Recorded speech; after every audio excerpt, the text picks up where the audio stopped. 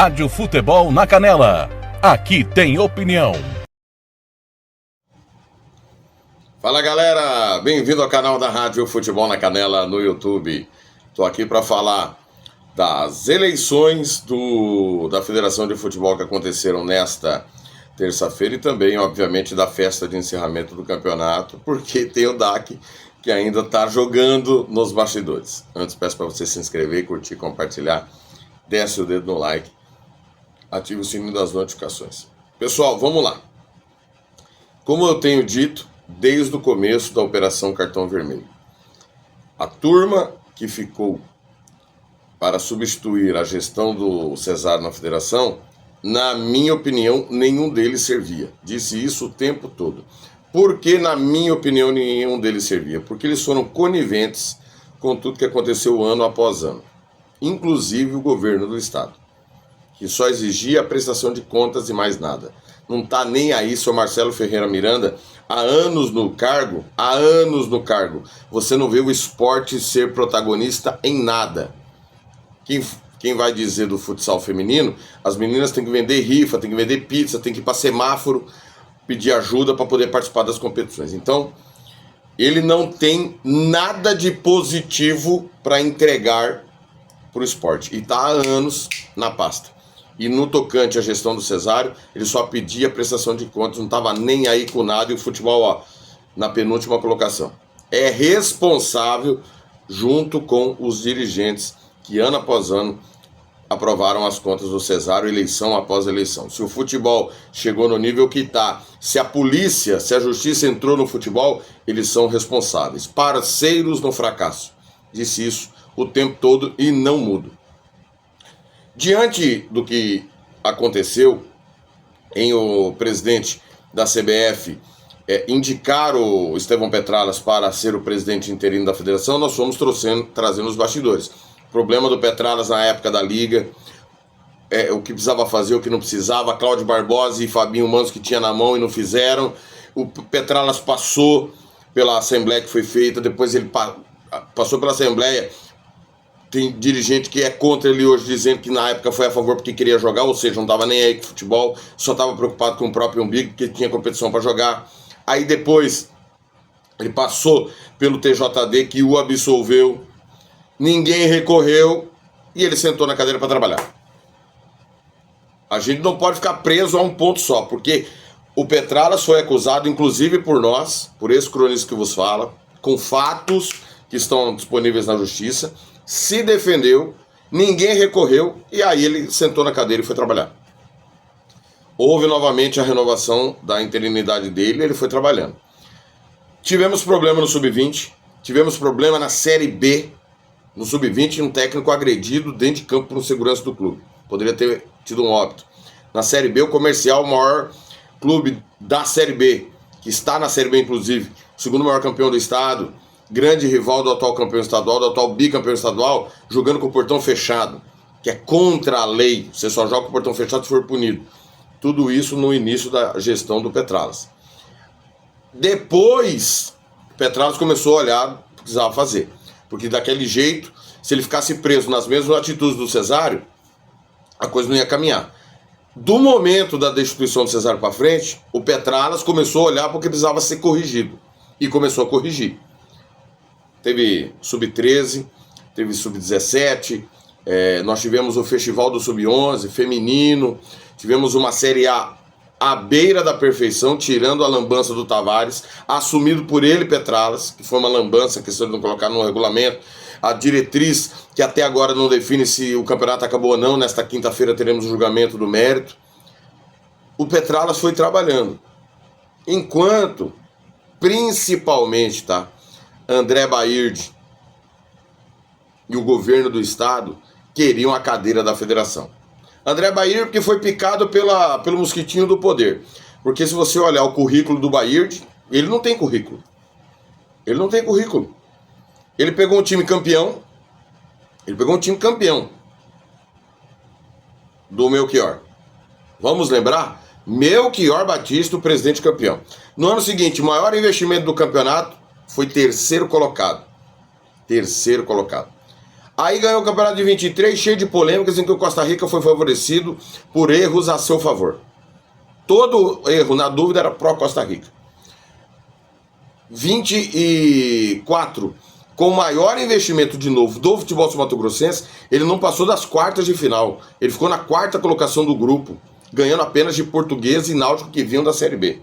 E este ano foi um negócio lamentável, porque ele ficou tão obcecado pelas eleições, tão possesso em chegar ao poder, com aquela gana, ele largou o Costa Rica. Costa Rica ressuscitou o Cristiano, que estava parado, palavras do Cristiano, que estava parado, totalmente fora de forma. O Sandrinho, que parou há anos, virou gerente de futebol, virou auxiliar, virou treinador, virou tudo. Voltou a ser jogador, estava no bid, entrou na relação do time, estava no banco em vários jogos. Nós tivemos no final de semana a Portuguesa enfrentando o Costa Rica com o uniforme do Náutico. Quer dizer, o Bahia largou o Costa Rica e não tem currículo nenhum. Ele não tem serviço prestado de bom trabalho no Costa Rica. Não. Ele pegou um time campeão, ele pegou todos os anos o maior investimento, menos este, e não entregou nada. Qual que é o currículo do Bahia? Quem falou pro Bahia que ele poderia ser presidente da federação? Baseado em quê? Nos fracassos dele no Costa Rica? Porque é uma gestão que está encerrando agora de fracassos. Responderam uma CPI no meio do caminho. Para quem não sabe, ele respondeu uma CPI lá em Costa Rica no meio do caminho, por questão do dinheiro público que passa pelo clube. Na prestação de conta tem um monte de coisa que entra pro clube que não é prestado. Não tem transparência necessária. Mas aí o que usou-se? Depois dele não conseguir mudar o estatuto, dele não conseguir antecipar a eleição, o governo do estado, por quê? O seu Júlio Brandt é amigo pessoal do Riedel. E a gente está dizendo isso há tempo. Ele tem um sonho de chegar na CBF. Outro incompetente.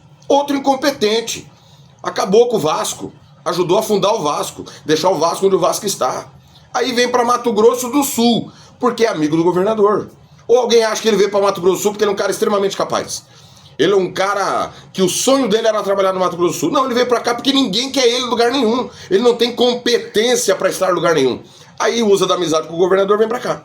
E aí começa uma pressão dos clubes, em prefeituras, ameaças. E ele só teve os votos que teve por essas ameaças, porque qualificação ele não tem. André Bahia não tem qualificação nem pra ser presidente do Costa Rica. Olha como ele vai entregar o clube. E queria ser presidente da federação. E o Petralhas conseguiu ganhar do dinheiro, e porque o Bahia é juvenil demais.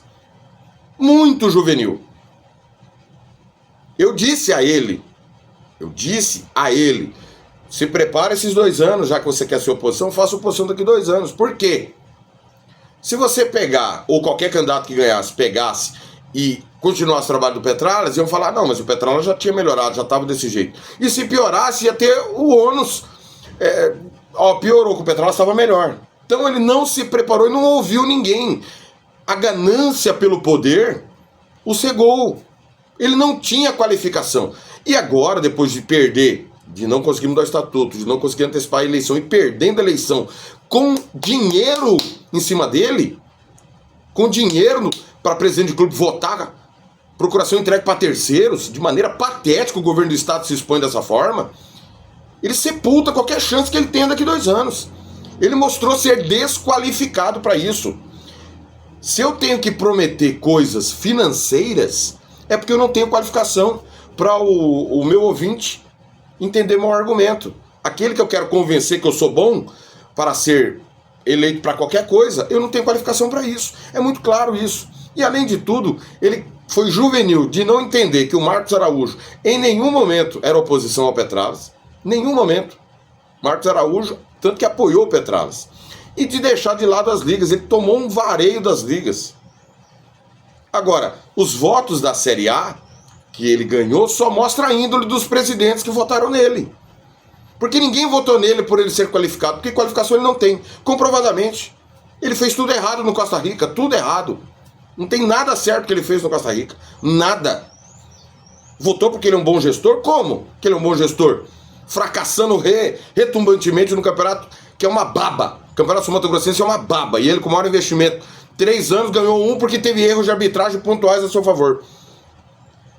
Cemitério de treinador, dizimou um monte de técnico. Primeiro campeonato que ele mantém o treinador. Primeiro, na gestão dele, que ele mantém o treinador do início ao final, que foi o Odil. Então, qualificação ele não tinha. Ele só poderia convencer com a ajuda financeira. Então, o resultado apertado, o da Série A, inclusive ele tendo mais votos da Série B, só mostra a índole dos presidentes. Então, o torcedor não se iluda, cara. Quem tá na frente do seu clube é de índole duvidosa. Quem votou em quem? Não sei. O voto é secreto. Mas pra mim, a índole é duvidosa, porque o candidato não seria o Baird.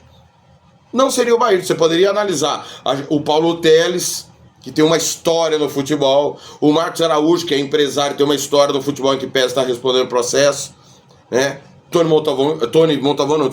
Tony Vieira, esqueça, péssimo gestor. Você tem o Américo, que você pode ter votos no Américo ou não. Agora, no Baird, que entrou ontem, só com o apoio do governo do estado, que fracassou retumbantemente. Então, Petralas ganha do dinheiro e ganha de um candidato extremamente desqualificado e incapaz de entender o processo. Ficou obcecado pelo poder e sai derrotado de todas as maneiras. Agora, quem acha que o governo do estado vai tirar o pé, eu não acredito nisso. Eu não acredito. Acredito que vai continuar tendo pressão e acho que o Petralas tem que continuar trabalhando e não se depressão. Ninguém tem que se depressão. Aliás, uma pergunta desgraçada de infeliz. Infelizmente, a imprensa, a grande parte da imprensa fica só olhando o salário do presidente da federação, que foi divulgado que aumentou de 50 para 215 mil. Mas ninguém pergunta para o governador por que o Júlio Brandt ganha 27 mil com dinheiro meu, seu e do povo. Eu não me interessa quanto que a CBF vai pagar para cada um, porque não sou fiscal do salário de ninguém. A CBF é uma entidade privada, ela gasta o que ela quiser, é problema dela. Agora, com o meu dinheiro, com o seu, você é jornalista, que enche o saco querendo saber o que o presidente da federação vai fazer com o salário, por que você não pergunta pro governador por que ele paga 27 conto pro cidadão ficar passeando no estado e não fazendo nada? Não fazendo porra nenhuma. O cara ganha 27 mil com o dinheiro do povo para não fazer porra nenhuma. Para querer dar golpe, para pleitear um sonho de chegar na CBF. Então lamento muito que as pessoas eles maximizam o valor porque é alto, 215 mil, e eles não estão nem aí para 27 mil, que esses trouxas que perguntam sobre salário tira do bolso deles, do meu, do seu, do povo. 27 mil pro cidadão posar de salvador do futebol. Nunca foi, não é e não será. Ninguém vai perguntar, governador. Eu pergunto, já que ninguém tem coragem. Governador, responde aí. Por que o cara que não faz nada ganha 27 mil? Baseado em quê? O cara tá ganhando 27 mil reais pra tentar pleitear um sonho? Porque é seu amigo? Putz, poderia eu ter nascido seu amigo, né? Certamente eu teria um carguinho no governo ganhando uma paulada, né? Certamente. Então, é lamentável. As pessoas passam pano porque elas não deveriam passar. Eu não sou fiscal do salário de ninguém. O que cada um vai fazer com o seu salário é problema seu. Agora, as pessoas deveriam ter responsabilidade com o dinheiro do povo. O governador não está tendo responsabilidade com o dinheiro que é pago de impostos. Pagando uma paulada para alguém que não está fazendo nada. Absolutamente nada. Curta, compartilhe, se inscreva no canal. Amanhã tem o julgamento do caso do Águia Negra e nós vamos, claro, abordar. 11 da manhã, Giro Esportivo, palavras do Petralas, que vai falar sobre isso. Falamos com o Leucir da Lasta, vamos falar da seleção das semis e muito mais. Aqui tem opinião. Rádio Futebol na Canela. Aqui tem opinião.